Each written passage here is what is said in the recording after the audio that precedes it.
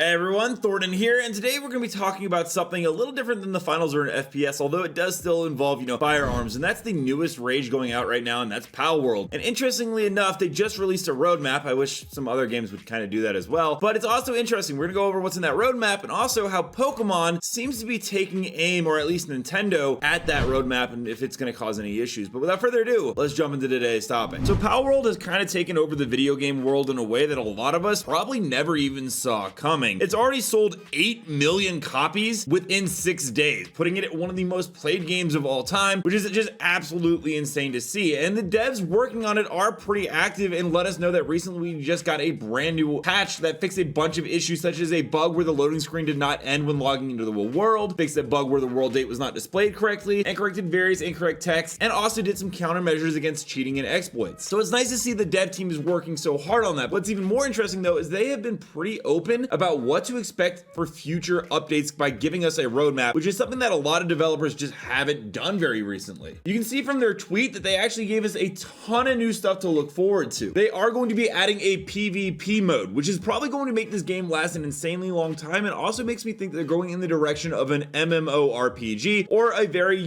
survival style game like Ark and Rust that we see in those kind of games. Along with that, there is going to be end game content such as raid bosses. Once again, reminds me a ton of an MMORPG or of some other similar survival style games. There's going to be a PvP arena as well for pals, which makes me really excited. It kind of makes me think of Nintendo 64 Pokémon Stadium. I don't know if anyone else remembers that game, but it was an absolute banger. They're also going to add Steam and Xbox crossplay functionality, which is great, meaning that we will now be able to jump into 32 player lobbies on Xbox at some point. I mean, that's basically what that insinuates. Right now, if you're playing, you might have noticed that you can only have 4 players in a world on Xbox, whereas Steam can do up to 32, although it starts lagging pretty badly after 8, at least in my experience. There's going to be improvements for various Xbox features, along with server transfers and migrations, which is one of the coolest things. It sounds really lame and boring when you just hear it, but it actually has a ton of cool concepts that we could see in the near future. Along with that, there's going to be overall improvements to the game's building system, and there's going to be new islands to explore, which is probably one of the key features, because as they added new areas to find, hopefully we get new types of pals, which they also confirmed there will be new pals to catch, bosses to battle, and technologies to discover. It's absolutely amazing to see such a small indie company provide us with so much content that they plan on giving us to the game. Now, the finals has actually not given us a roadmap because they don't want to overpromise and underdeliver, so it'll be interesting to see if Palworld can actually pull this off. But the one downside is that while this is all going, Business Insider has reported, and it is pretty well known right now, that Palworld does have Nintendo kind of looking at whether or not there has been any copyright infringement. Now, me personally, I've seen tons of Mons come in since Pokemon. You've got Digimon, these Dragon Quest games. There's just like a bunch of things that use Mons. It's not a revolutionary thing. They're animals that you capture in battle. Nintendo has said it's legally investigating, but Palworld CEO says the game is legally sold. The only thing that could put a damper in this roadmap is if Nintendo puts a lot of pressure and diverts resources from the money that the game has made that they would use to do these roadmap improvements down the line, which could be a fundamental problem. There's also a lot of backlash about AI, and we have seen a ton of companies start laying off their video game employees. It's not confirmed that it's due to AI and what Palworld has done, but there is a good chance that these CEOs are saying, I don't need this many employees to do designs when I can just have AI do it. Palworld is currently dominating the charts right now, and with no signs of stopping, a huge amount of cash influx coming in due to how many copies they have just simply sold, Pocketpair is going to probably sink a lot of resources into this. The only thing that players should be hopeful for is that Nintendo does not sue the pants off of them or find anything that they could do with it that would then hinder future content coming into the game. Let me know down below, are you guys enjoying Palworld? Are you still sticking with Finals and Apex? And what is your general consensus on gaming right now? And also, if you guys are looking for more Apex Legends, Finals, or Palworld content, you can check out this channel right here. And until next time, everyone,